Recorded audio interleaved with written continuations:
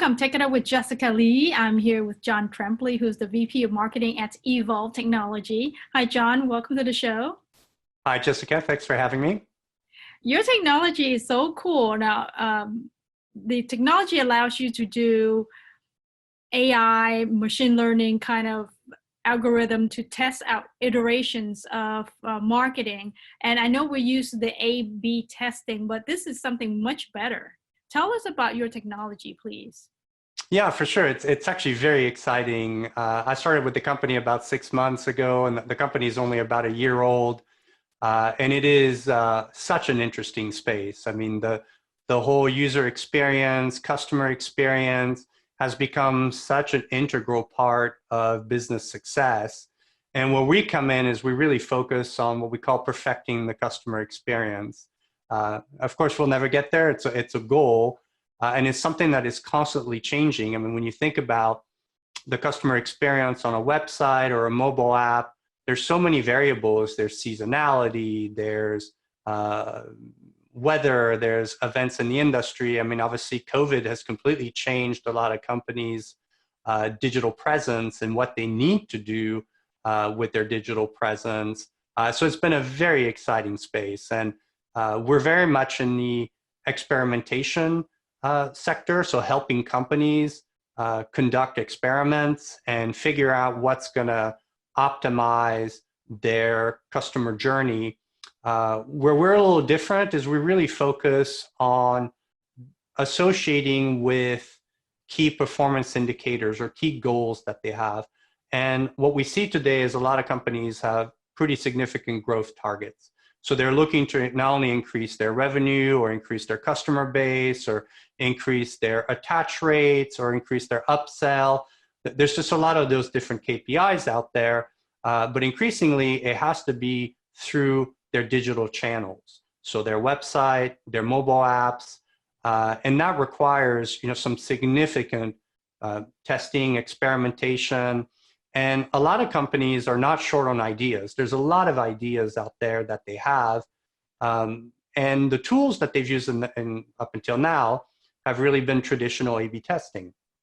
And the interesting thing about A/B testing is, I always like to joke that it's kind of about proving that I'm right or proving that somebody else is wrong. And at the end of the day, you have to focus your ideas because you can only test so many ideas at a time. And then you run them side by side. And for true A/B testing to be worthwhile, it requires a lot of traffic. It can take a significant amount of time to draw the conclusions. And then you have to actually make the changes. So once you've determined, oh, this looks like the button's the right size and it's in the right place and the font's the right size as well, and we have the right colors. And typically what we see is that process can take months. And the markets are far more dynamic than that. Even if you just take something like seasonality, like the holiday season, right? You have to be able to do this much faster. And honestly, you have to be able to test against a much broader set of ideas and not limit yourself. So the net of it is you see a lot of companies having to make a lot of compromises, and a lot of ideas that they wish they could test go into a backlog and they never get to it.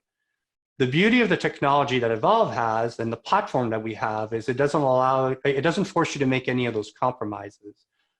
We use machine learning to basically automate a lot of this process and to allow you to not only experiment across a much broader range of ideas, but also start to combine those ideas. And this is the beauty of AI and machine learning, is it starts to actually combine ideas in ways that you might have never thought of.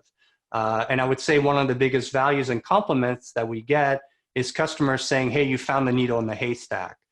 Through this process, they identify combinations that they would have never thought of that have a dramatic impact on their KPIs, 2x, sometimes even 3x improvement over what they were looking to accomplish.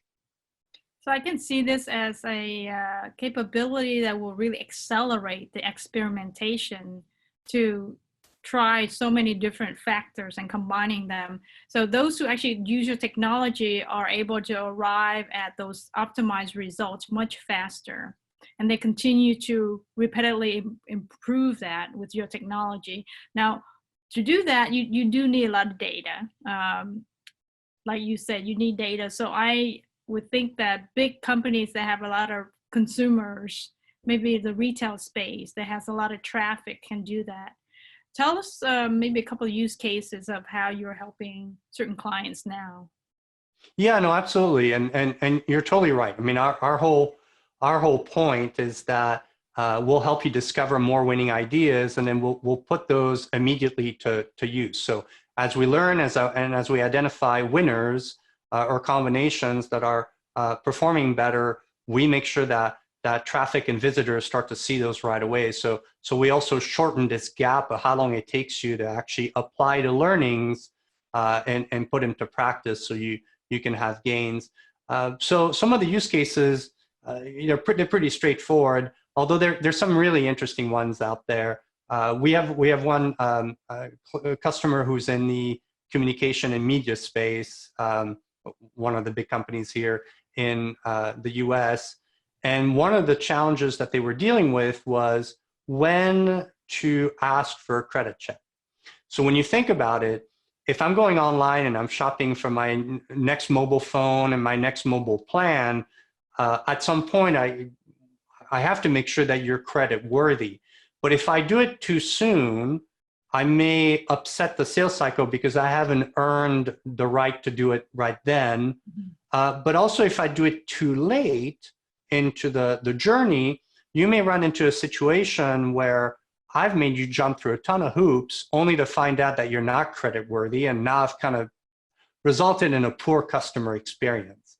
So it's really looking at that whole journey and all those touch points and figuring out, in this case, when is the optimal time to run a credit check. So I don't do it too early where I haven't really earned that right, but I also don't do it too late where I will lose the opportunity to maybe steer you in a different direction, like a prepaid plan instead of a postpaid plan.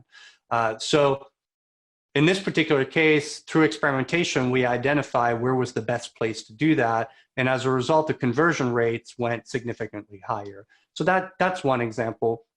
Others are where they're looking to grow their subscribership, or they're looking to improve the attach rate. So for instance, upselling services, a lot of those classic cases. But again, one of the things that I want to highlight is where we're different is we're looking at the whole customer experience. So this isn't about, say, hey, I want to improve my attach rate for mobile accessories, for instance, and you're focusing on only one landing page on the customer journey. We look at the entire journey. So whether they start on the mobile phone to do the initial shopping, or whether they're on the website or a combination thereof, for us, it's about optimizing against that goal across the entire touch points, not just this one landing page. Wow. Okay. This is truly innovative. The marketing space is coming out with new technologies and enabling people to just very personalize and optimize all of those touch points. And here you're talking about looking at the whole combinations and then having the machine learning to constantly try it out and improve it. It's very powerful. Where do you think the mistakes are in applying this technology? In terms of applying Evolv, I think the challenge is when you run into accounts that have very established testing and optimization teams. They have a very set way of doing things, and they're used to specific workflows, and they're used to specific tools. And some of this requires you to make a mind shift, right? You kind of have to think about the way to approach this differently. So sometimes that can create friction is too strong a word, but there's some learnings that have to happen there, which is, luckily most of our clients take us up on our expert services, and we can come in and kind of get them set up and show them the optimal way to leverage our platform and our technology and inject a lot of our best practices. And then over time, if they want to become more self-service, that's definitely a path. But we honestly find a lot of our customers that are succeeding keep us around to help them with that. Tell us about your marketing strategy, because I know your company has only about 50 employees, so it's fairly small right now. but you Right. have big clients, and it's a great technology. How do you plan on making sure a lot of people are aware of its capability, building that trust, that credibility? For sure. So it's really all about thought leadership. And for us, that thought leadership has shifted completely to digital. Pre-COVID, obviously, we were blending digital with physical events and conferences where there's a lot of focus industry conferences or UX, CX kind of focused conferences where because of who we are and what we do, it was pretty easy for us to get speaking engagements. But obviously that world has all but evaporated. So we very quickly switched to completely focused on digital, including our own series. So we built what's called Think CX series, where we bring a bunch of industry experts. Some are customers, some are partners, some frankly are prospects, or we're starting to see a lot of people who want to participate. And you know, we're just at the start of a relationship with them, but they're really interested in contributing what they see and what they do, and that's a moderated panel. In fact, we had one just today with a pretty high-profile person from Verizon and another former executive of New York and Co. and a couple of things, and lended some phenomenal insights about where we're at today with digital transformation and what it means to really have the right customer journey, especially online. And so that series has been doing really well, and we run one about every 2 weeks. And I think what it's given us is a lot of really interesting perspectives about various industries. We've done retail, we've done communications. We have a whole agenda and editorial calendar around this. And I think, you know, our tactic is to provide valuable information and build a following, and through that hope that they'll want to educate themselves more about what's possible and start to look at what Evolv might do for them. We'll be augmenting that with what we call a Take 15. So it's a snackables concept where the Think CX series is very focused on industry experts. The Take 15 is going to be more focused on our own internal experts. So people lending some thoughts about best practices and what's going on in the digital customer experience space and how we're leveraging the latest algorithms and things like that. So I think that'll be a nice complement to the Think CX series. Obviously, we're augmenting all that with paid promotion. Pretty good success with LinkedIn. Still dabbling a little bit with Facebook. You know, we're pure B2B, so LinkedIn is a no-brainer. And then we're looking at more content syndication as well. So looking at some of the ecosystem of webinars and communities where we can hopefully tap into a more focused audience and do some even more targeted account-based marketing through those platforms. I want to ask you about the message that you are putting out there. You know, talking about business is one thing, but being sensitive to the current time and being empathetic to customers. Are you also bringing in conversations around taking care of work-life balance now that everybody's working from home? And at the same time, there's the social unrest around you know, the protests and demonstrations and people demanding change. Is that affecting your marketing communication? I think if anything, it's impacted the frequency at which we conduct certain activities. So we've slowed things down quite a bit. I think, you know, the old adage that it takes 7 to 9 touch points, depending on which school of thought you adhere to. We've slowed that down a lot, and how fast we reach those touch points, because I think you have two challenges today. Everybody's doing the same thing, right? Everybody's reaching out online, so there's even more noise than there's ever been. And then two, I think there's a lot of personal stress out there. There's a lot of business related stress, as some industries are not doing well, and so you have to be I think a little bit more thoughtful and more willing to take our time. more than ever, this is a long game, right? This is something where you have to, again, I think, make yourself valuable. I think a lot of what we've done is reduce any of the friction in the ability for people to gain knowledge. So we're not gating things that we would have gated in the past. And again, let's kind of get the content out there. Let's try to make it valuable, and hope that people will want to find out more about Evolv. And I think you're seeing a lot of companies make that kind of trade-off, and it's the right thing to do.